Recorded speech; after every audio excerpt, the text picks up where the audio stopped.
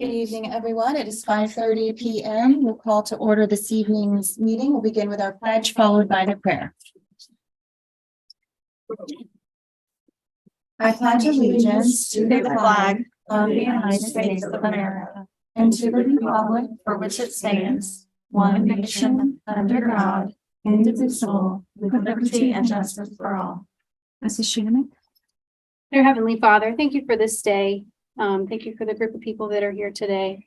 I just pray that you'll provide a hedge of protection around our district, around our staff and students.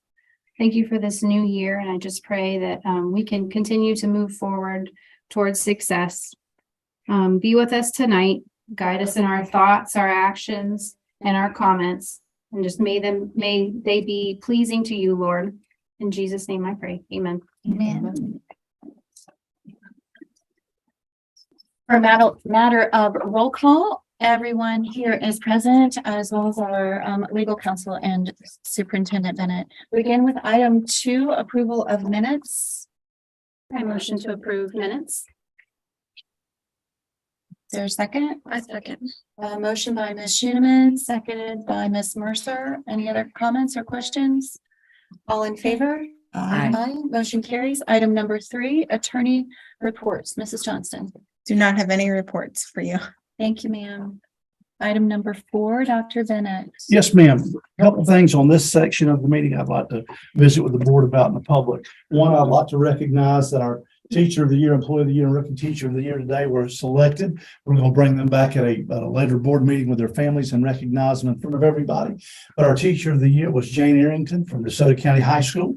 Our Rookie Teacher of the Year was Alyssa Hausman from Memorial.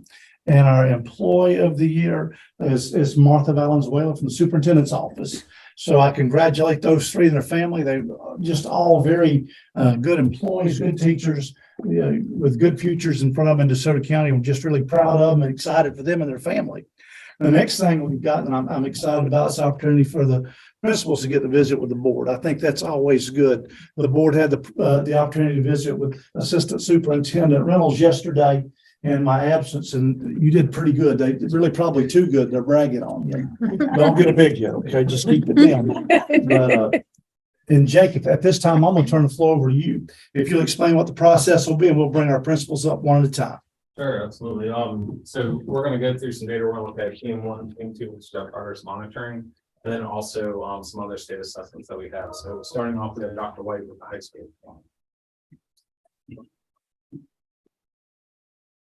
Madam Chair, members of the board, superintendent. Real quick, congratulations. It's nice to have a full room now. Well, everyone's sworn in, so I look forward to working with you all. So I'm starting off with high school first. So we're going to go through some of our data, which is going to look a little bit different than some of the other schools, since unfortunately Hurricane Ian sort of mucked up our plans a little bit. So we got a little bit of a later start. So I first wanted to share our school improvement goals for our ELA and math with you. Our goal is to improve our ELA reading scores by 8 percentage points. Last year, we were at a 33% proficiency rate. We'd like to get up to at least 41% as measured by our final administration of our FAST assessment. As most of you, I'm sure, are aware, this is the first year of FAST. And so as the state is, we're going through the assessments. We've gone through 2 of the 3. It's been a journey so far with administering that and making sure that all the students take that. Also, our math, I've split ours about into 2, since Algebra 1 proficiency and geometry can both be used to satisfy graduation requirements. And they're typically combined, but last year we were 10% proficient in algebra. We'd like to increase that up to 30% this year. And we're working also to improve our geometry from 26% proficiency up to 36.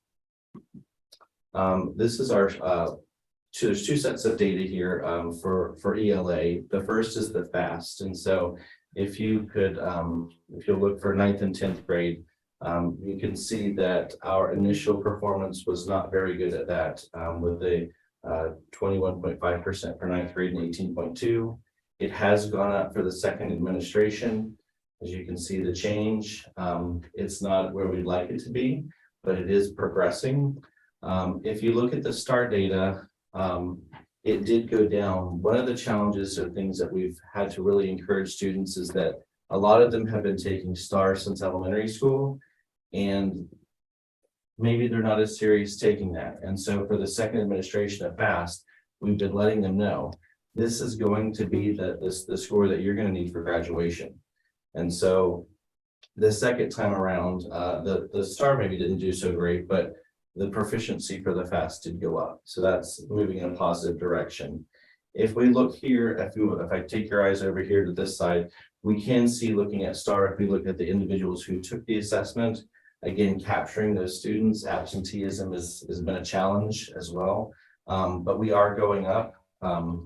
I wish the grade level start was higher and actually at the high school level, but we are moving in that direction.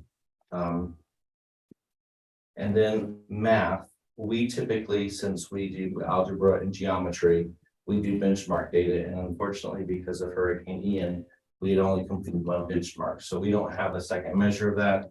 And right now we're awaiting our end of course exams for algebra and geometry. With our block schedule at the high school, we have groups of students who are completing those assessments now, and also as well as US history and biology in the fall now. So once that data becomes available, when we do our next update, I'll be able to share that with you. Lastly, we have some action steps that we've been taking here at the high school. The first two is to ensure that the lessons are tightly aligned to state standards, because we certainly want students to be focusing on that content that we need them to know, so that they can be so they can pass those courses, which again, this ties into the next one, that fundamental knowledge, what's expected of them, and making sure that teachers are focusing on that. The next one is that we've been working on as an action step is making sure that teachers are doing checks for understanding, and that they're having students demonstrate that mastery, whether it's through projects or collaborative assignments, so that we know that they know what they know. And then lastly, we're working to shift to more student-centered and teacher-facilitated lessons versus a teacher-centered, where the teacher is just lecturing at the kids. So we look forward to that. If you have any questions, I'll be happy to answer them. Yes, ma'am. I have one question back to the chart where can we go back to that? Right there, the one you were on prior to. Okay, the number of students has gone down significantly that were taking the test STAR reading from 880 to 733. What happened? So one of the challenges is that, so some of the students, when they're taking them, some of the students, if you'll notice, we have 11th and 12th graders that are taking them. And so depending on if they, if the teacher, one of the challenges that we're having is making sure that all of the students that we're capturing them from one to the other, our reading students tend to take the STAR tests more frequently. And some of them we have found are either not taking them or not taking them serious. So you can just see that they're just going in and signing in. So the 880 is not the number of Well, students taking them? So what's happening is the number of students who are taking them, you might not get the same amount to do the comparison. You might be having more students who are taking it the first time and not getting it the second time. And what we're really focusing on now is, especially for FAST, because that's the one that the state's going to use, is making sure that the students are taking it. Yes, I just wanted if there's anything that we can, I'm hoping you're not missing students because they're going to college classes or something like that. Well, So if I can help, if there's any sort of. That's one of the things that we are working to to try to see with Francesca Anderson, is that we do have students that, because they're not in an English class, how do we capture those students? Because that is important data, because those students, Yes. they are on level typically, and we'd like to capture them. And the other challenge is that with the block schedule, we have students who are taking English, they might have it in the fall, but not the spring. And so trying to figure out how to capture that data. Yeah. So Okay. Our ninth graders and 10th graders, so they're taking a skinny English, aren't they? So The our entire 9th and 10th year. graders are taking their classes, they're paired up with an English and a math class, such that they have it all year. So it's like an A/B alternating, so that those 9th and 10th grade students they have English and math all for the entire duration of the year.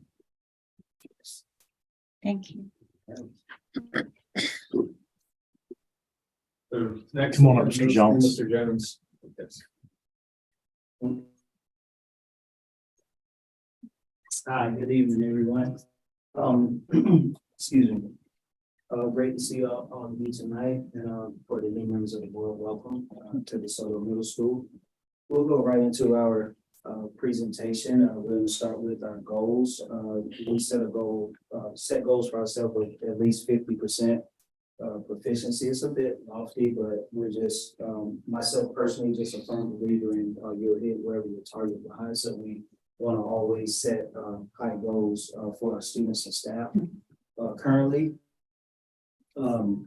with FAST, we're at 19%, and ELA proficiency stars at 27%. Currently in math, overall, we're at 17% and 32% as far as STAR. So if we go over to the next screen, taking a closer look at our numbers. With FAST, the first administration of FAST, you see the number of students there in parentheses as compared to the second, and you see our percentages for 6th, 7th, and 8th grade. Still, numbers are kind of low, but as we can see here, slowly progressing in a positive direction, even though in 6th grade, our percentage went down 1%. And on the last column over, you'll see STAR at 27, 24, and 30% with a cumulative of 27. Next, math. There were a few less students who took math, FAST 1 and FAST 2.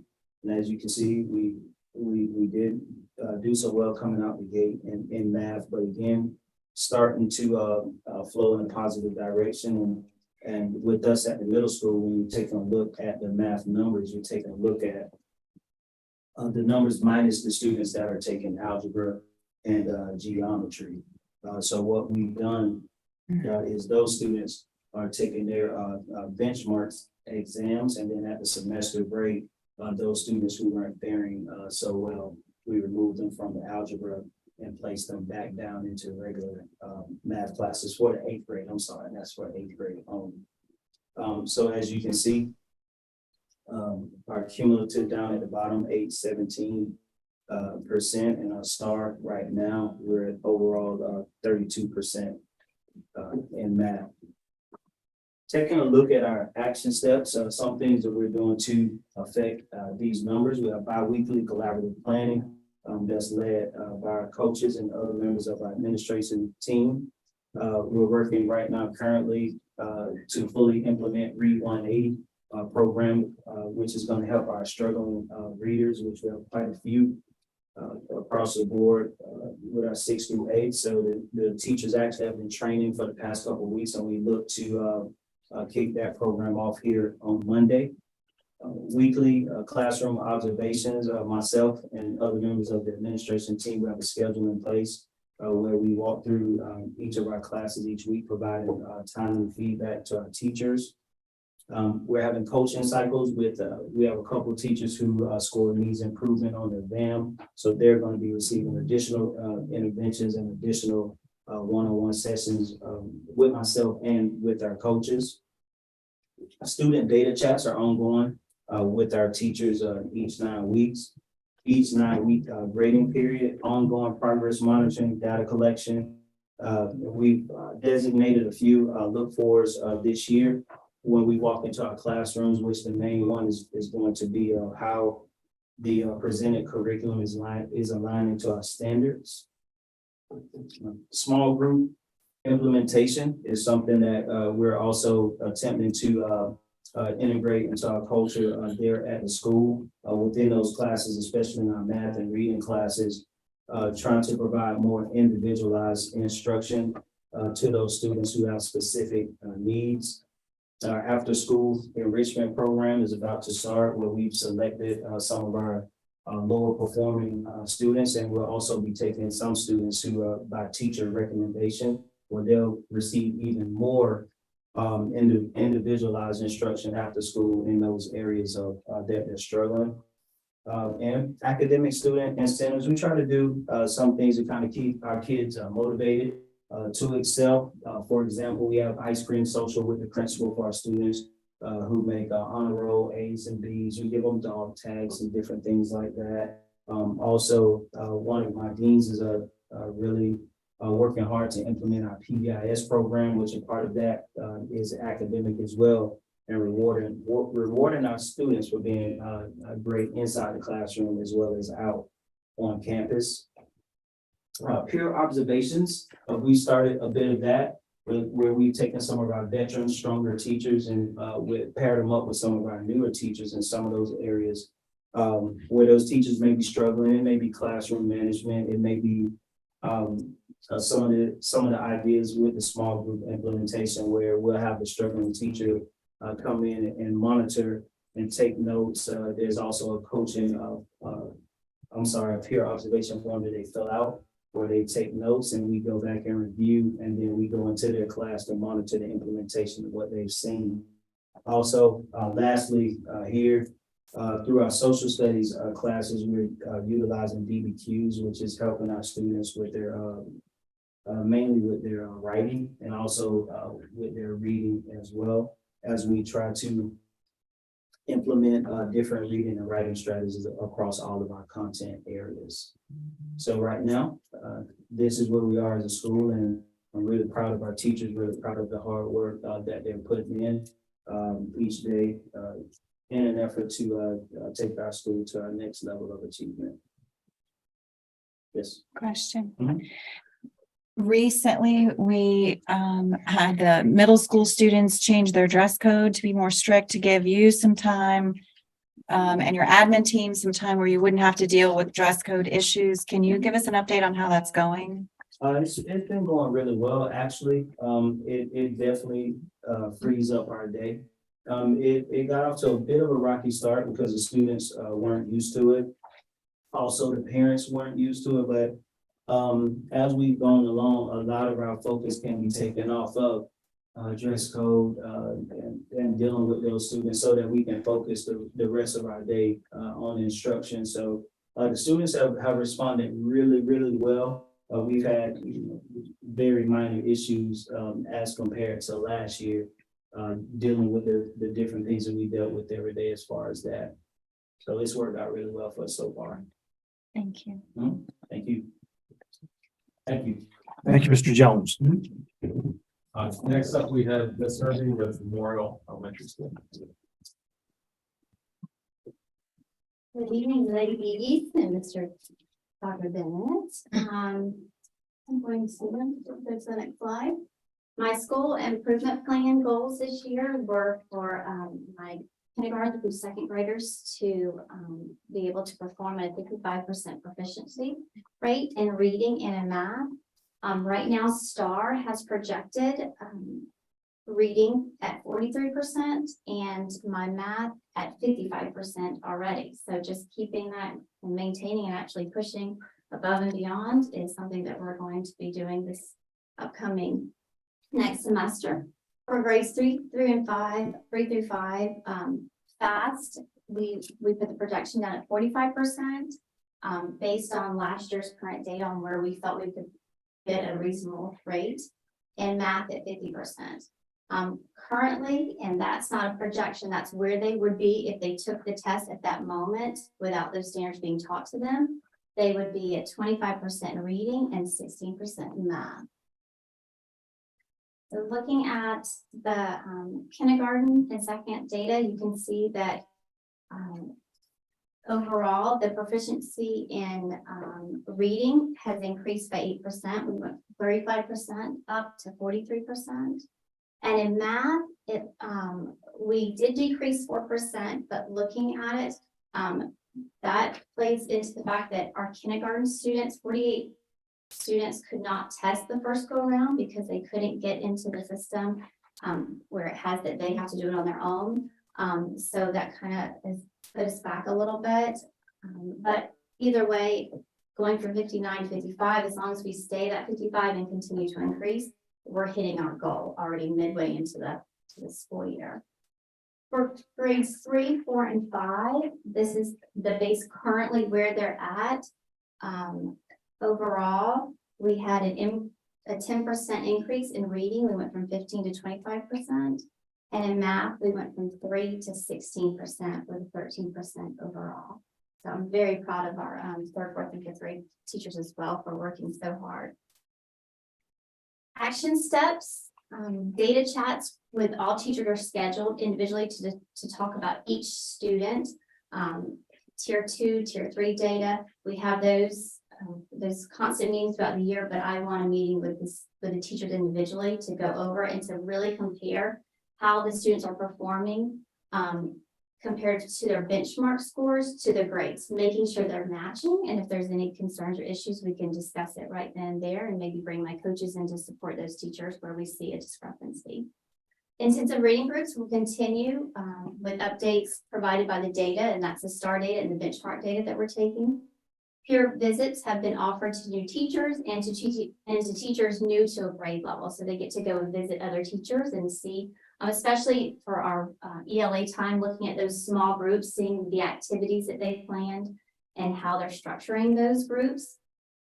Pairs are being utilized more in the intensive reading group time, so that way we get we can have 2 individuals in a classroom versus just the one supporting students.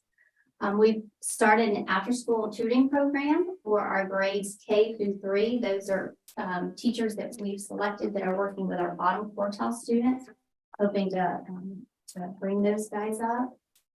We've done a little bit of changing with our ELA block with our 3rd and 4th grade teachers. We have integrated science within it as well, so that we have more time for ELA versus a separate component for science and social studies. And so that also helps with our 5th grade science scores. So we're hoping to see some improvement with that when we test them. We'll continue our bad minutes. We believe in the bad minutes. As you can see overall, my math scores are increasing. So we just believe in those bad minutes and we'll continue that.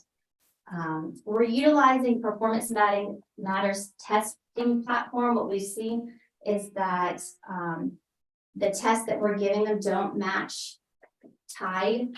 So what we have found is in Performance Matters, there is a testing platform that looks very similar. So we're starting to test them using that. So the students have that comfortableness with taking a test that looks familiar to them. We're going to maximize our instructional time during transitions, and that's more so with our power hour groups and more so with 5th grade, which because they departmentalize. Ongoing checks for understanding, of course, and then a parent night is scheduled for January 26th for students to showcase their data notebooks. And that is Memorial at this time. Any questions? Fantastic. Thank you. Thank you. Thank you. Next, we have Ms. Minkowski with West Elementary School. Technical issues today, so good evening. Thank you so much for hearing all about our data. We look forward to working with all of our new board members this year to continue those relationships with those that have been with us. So our school improvement goals, I did set the goal a little lofty because I really wanted to push. I think our kids are capable of being a B this year. I really wanted to push the teachers to believe that as well. So I set my goal at 54% proficiency. And that would earn us a B at the end of the year if we're able to achieve that. Currently, I have 22% of our students in grades 3 through 5 that are proficient. If the FAFSA, like Ms. Irby was saying, if they were to take the FAFSA in December when it was administered, 22% of them would already be proficient. In math in grades 3 through 5, I set the same lofty goal of 54%, and 11% of them are proficient. So by that, yes, we can see that we have some work to do in math. So we're working on that.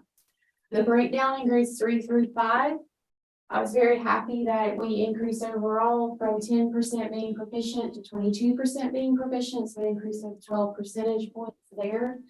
And in math, we also had an increase from 3 to 11% being proficient. So we're going in the right direction. We just want to continue that upward trend at maybe a quicker pace than what we earned between August and December. But we're definitely trying to get that. keep going. And then I switched to K2 for the next two. Same thing here, 54%, because I believe that we need to have similar goals in all K through 5 and not think just about our state standardized testing, the K through 2 as well. So 54% of students scoring above 50th percentile rank, that would put them at proficiency. Currently, we're at 50% are being projected to be the proficient level by the end of the year already. So by the end of the year, that we should be able to meet that goal easily. Math, same thing, 54% being proficient, and currently we're standing at 49% in K through 2. So once again, you can see in our chart on the next slide that we have increased that projected proficiency from the first the PM1 and PM2. So we increased 10 percentage points in STAR reading and STAR early literacy for kindergarten babies. They take early literacy, and then STAR math 40% to 49%. So we've increased to 9 percentage points there as well. So continue that push. Some of the things that we're doing in order to continue this growth, our PBIS plan for behavior support. We are in progress of writing a handbook of sorts so that we can make sure that everything that we're doing is in black and white and everybody can follow it a little bit more easily. We're going to schedule at least 5 peer visits by our next view and data chats. We've already started with 1 set of visits to Memorial, and that was 4 teachers. And this month we'll actually have teachers from Memorial and Nocatee come visit us. So we're going to rotate between the 3 elementary schools and just visit between everybody and try to do that once a month. Principal coaches will communicate the expectations to bring standards to planning. So that standards alignment piece that you've heard several times tonight, we are also doing that. So we're trying to make sure that everybody's aligned to that standard and getting the same level of rigor. So we're working on that during planning. Coaches will continue to bring resources for small groups. That was one area that I believe we are still growing in, is that small group piece. We're learning how to do that. We're doing a much better job than we were in August, and that will continue to impact our growth.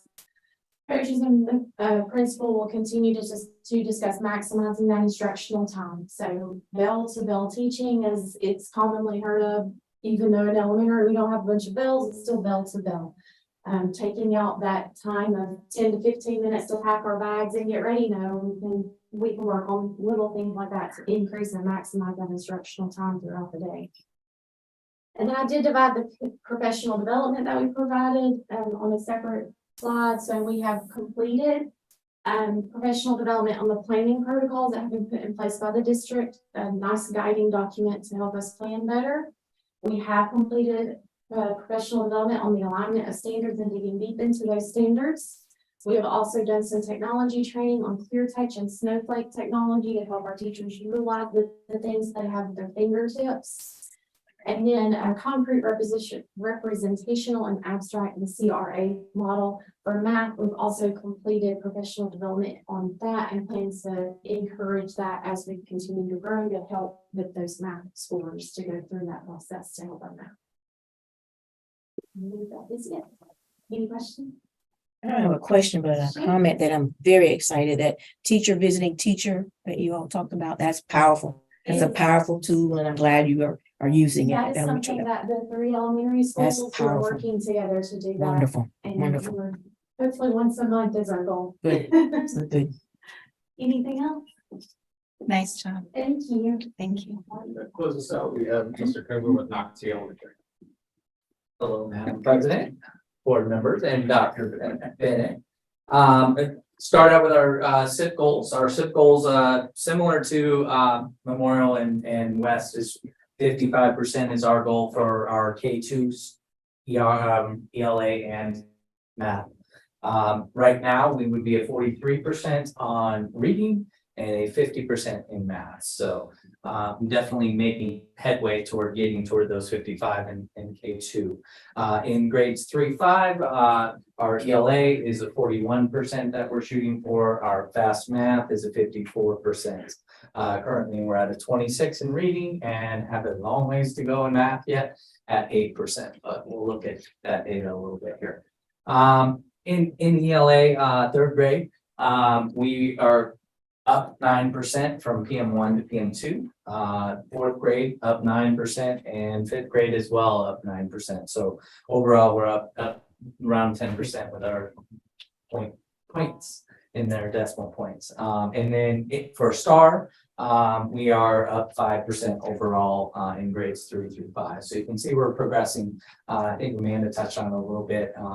The test is really different for these kids. Obviously, they were paper and pencil last year. They're doing computerized this year. So really getting those multiple select and those tables and those tabs and all that stuff that they have to do on this test. I think that second PM, you can see the growth there. So moving on to our kindergarten. Kindergarten had a growth of 27% from 14 to 41. So that's phenomenal there in PM2. First grade was a growth of 3%. Second grade, 4%. So overall, we have a gain of 11%. And in STAR, we have a gain of 19 in kindergarten. And we did go down a little bit, but you can see we're already above where we want to be. So 75% in math in first grade, which was 55 was our goal, and 55 is our goal in second as well, which we're at 53. So, Mr. Cover, quick question. yes, sir. How did we get the -10 on second grade? That's a good question. I think it should be -1. Okay. It was probably a mistype. One Zero. change. And a -1%. I don't think it would be an extra zero there. Thank you for that. And then these are our action steps that we have, very similar to some of the other schools, identifying essential components and lesson plannings and really looking at those lessons and what parts that are missing in lessons. So really looking at that structure that we have framework for the district and making sure those are in place. Creating practice tests, as I think Ms. Irby said as well, using those technology things, because students have to move stuff, they have to multiple select, they have to do tables. There's all kinds of things they haven't done before. So we're working on with the district, creating some tests to help us out with that. Monitoring our students in MTSS and adjusting their intervention accordingly. Obviously looking at those kids that need some extra intervention time, some extra para support, maybe need instruction a little bit different way and with those MTSS kids. Providing more direction in science curriculum. And then also, I think that someone else mentioned this as well, really integrating science and social studies into the ELA block. A lot of the HMH that we got, our curriculum actually lends itself to teaching social studies as well. Although it's tough to find a social studies time to do too much, it's definitely capable of being done in the ELA block. So we're making sure to utilize that time in there. And then we will continue to provide opportunities to go to the other campuses to see. Our teachers really thought that was very valuable, going over and seeing teachers at those other schools. And then we're really making a conscious effort just for morale and for staff attendance and really for looking at areas that we can just give that positive feedback to teachers. It's a tough time being in BSI. So we really want to give as much kudos to our teachers as we can. And then one last one here, we have on January 24th, we have a Move On Reading Night that we're putting on just for our third grade parents, because we still have that Move On Reading obligation in third grade. So we really want them to be into where we're at and what we can help them with and what they can help us with coming in. So that's on January 24th here. We're pairing with Patterson Reading Foundation on that. So it's a great opportunity for us. Any questions? So you mentioned the third through fifth grade math score at 8%. At the very beginning, that's where you currently are. Is that correct? Yes, that is correct. And then I thought I heard you say we'll get to that in a minute. Were you going to address something with that? I was just saying that it was definitely a difficult test for the kids. So I think they are struggling with that. We are working really hard in our third, fourth, and fifth grade classrooms on alignment. We have actually been going in and measuring how many classrooms are aligned on standards. And I think the biggest thing is getting that rigor to the level that it needs to be at. And that's really what we're doing to address it, along with our, obviously, intervention time, our small group instruction as well. Is that number accurate? I thought With ELA, you're constantly spiraling back to standards you've taught. With math, there's standards that students have never even viewed Mhm. that they're tested on Mhm. prior to the individual test. So that has a lot to do with it.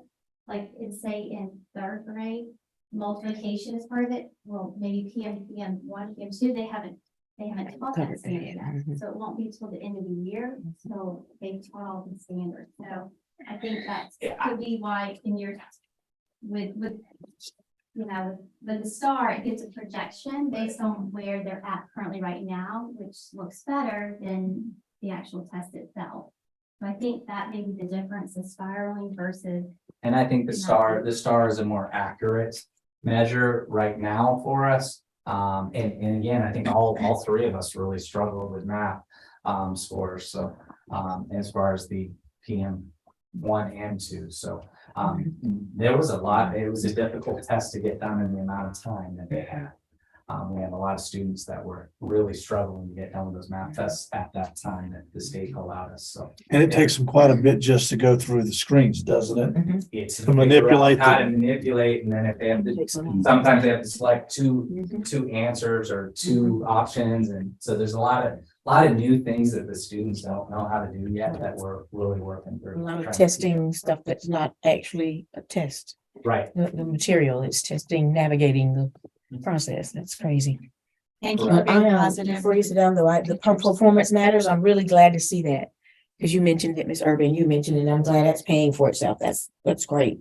Good stuff there. And I'm happy to hear about acknowledging the teachers. If the teachers aren't happy, ain't nobody gonna be happy.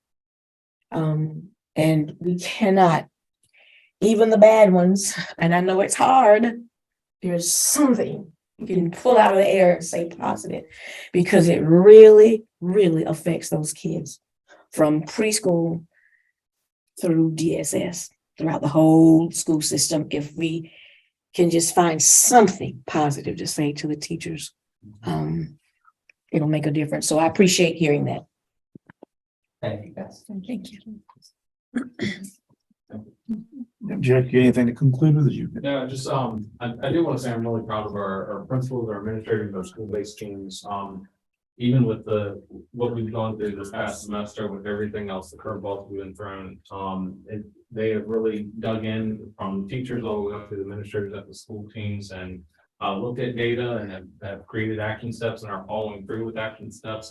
And you can really see the change, you know, from the beginning of the year and the progress that's being made when you step in the classroom. So kudos to our principals and our leadership teams and the teachers and everyone that's had a part of that progress. So and the FAST assessment now was not designed to be a perfect test. It was designed to be on time this year. And it's not like a measure of learning, as Ms. Irby said, of what they've been taught. It's like a pre, a mid, and a post, and you're just grabbing it as you go.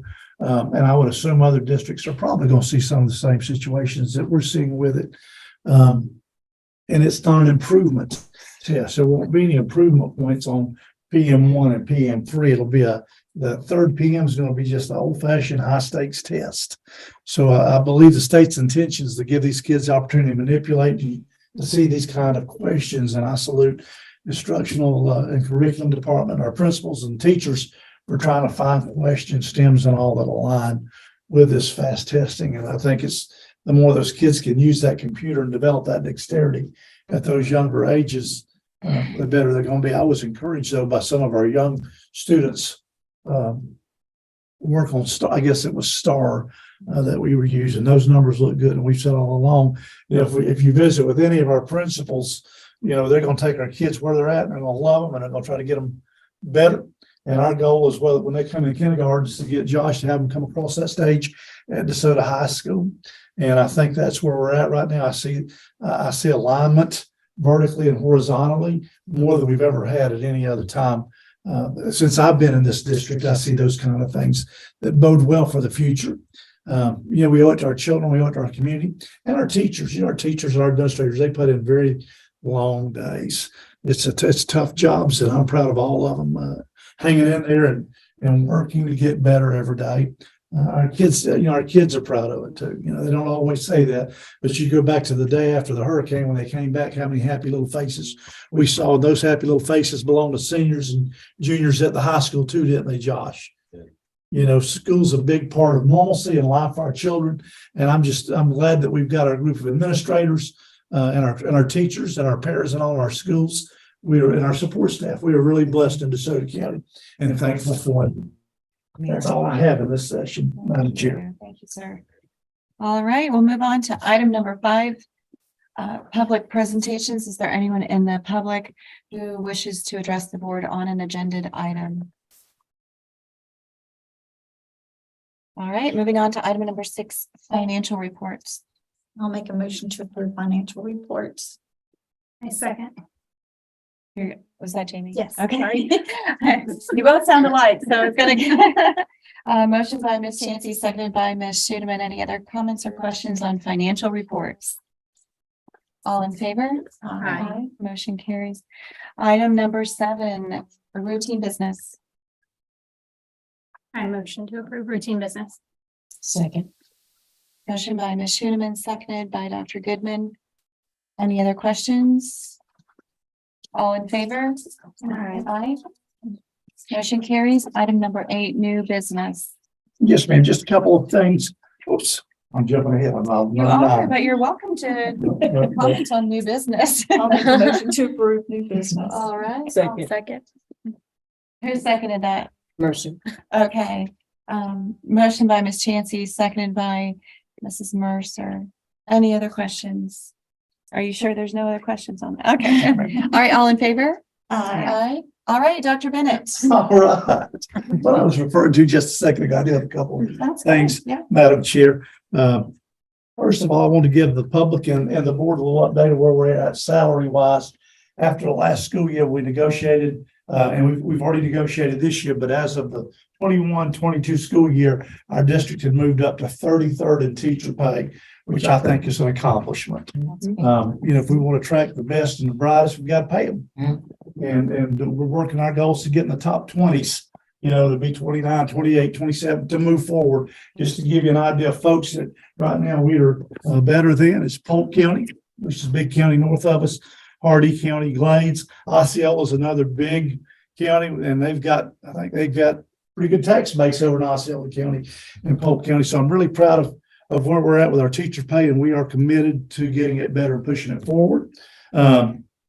I believe Highlands County, we would be 32nd, but Highlands County's $9 or $10 ahead of us for average teacher. So we're that close to passing Highlands County, and there's another one that's right in there. So we're very pleased with that. Second point, I just want to give a reminder to our board members and the public that we're going to have a workshop scheduled on February 24th, and it's going to be just really instructional services in the IT department describing what their functions are to the board. January 24th. January, did I say February? That's okay. January 24th. Our next board meeting, it'll start at 4:00 and then 4:30, and we're leaving a little bit of wiggle room in there from 5 till 5:30 in the event we have some kind of school disciplinary issues that have to be handled. At 5 o'clock, it would be closed to 5:30 if we do have those school disciplinary issues. That's all I have, Madam Chair. Thank you, sir. That brings us to item number 10, public presentations. Is there anyone in the public who wishes to address the board on a non-agenda, but potentially future agenda item? I heard a yes back there somewhere. Is that you, Mr. Howard?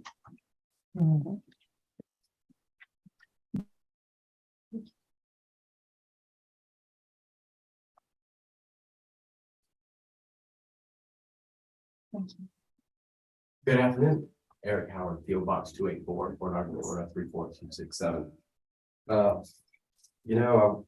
wasn't prepared for this meeting like I usually am with some hot topics or agenda items. But my goal is for the public school system to get better, and it doesn't get better by doing nothing.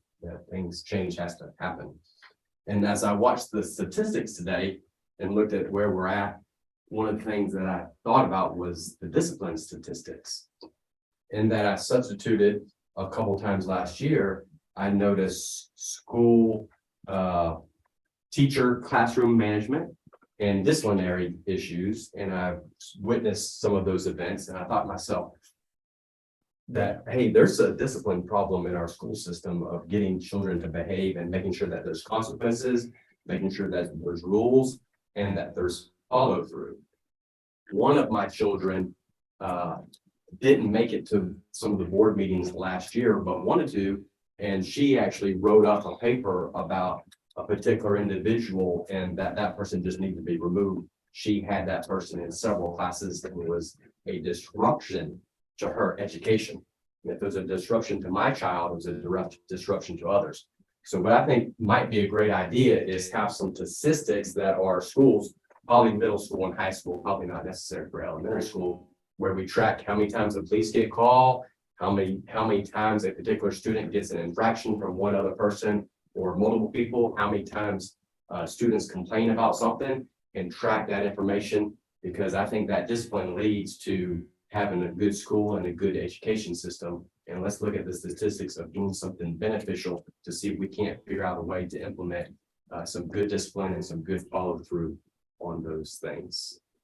I'm not going to talk anymore today, except for, did you substitute like you said you were going to? Not yet, I haven't. Well, do me. I'm working my courage up. Do me a favor, because I'm still on the roll and on the books to substitute, and I just haven't had the time. But I'm also working on my courage, and maybe iron can sharpen iron, and you and I can go both in the school system on the same day. And You don't want to go the day I go, because the high school took advantage of me, if I might say so. They didn't give me a planning period, Mr. Howard. but I want to go to a different school. I want to go to the same school, but I got you. I want to try to go on the same day, and then we can compare notes afterwards. We'll do it. Thank you. Thank you, Mr. Howard. And I will add that I do appreciate our principals who noted the positive behavior intervention support systems that you have in place to address some of those issues you might have with being proactive with discipline in your schools. Anyone else in the public who wishes to address the board? All right, board member comments. We'll start with Mrs. Mercer. I have none at this time. Thank you. Just wanted to say welcome back to everybody and thank you, principals, for being here. I appreciate all your presentations. They were wonderful. Statistics, especially looking at, K through 2 looks really strong. So I'm excited to see how we progress going forward.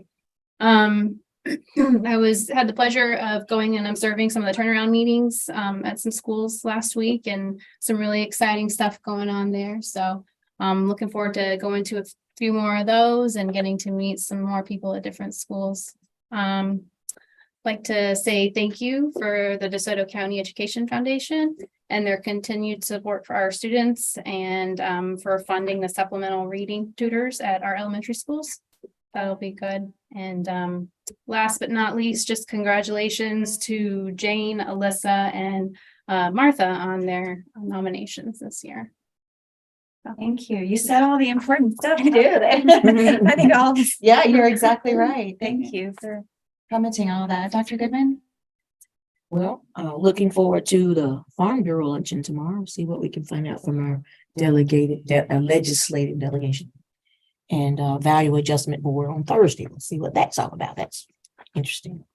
But I am very, very thankful after having gone to the FAFSA board meeting to all these acronyms that we be saying, but the weekly newsletters, the weekly emails that we get are so informative. And I am going to do the ethics training, even though we don't have to, because we were just elected. We don't have to do it right now. But I think it's real important. I want to do it. So I am going to go ahead and sit down and do that. But I'm looking forward to what FAFSA has to offer us. I think it's really neat. The finance meeting that's coming up next month, I'm looking forward to that as well. So I think we'll do well with that. And again, thanks, Jake. Mr. Reynolds, it was very great to meet with you yesterday. So you can have a big head if you want to, just for a little while. No. But thank you so much for taking the time to explain. And Dr. Bennett, any question that I had, he was right on top of it.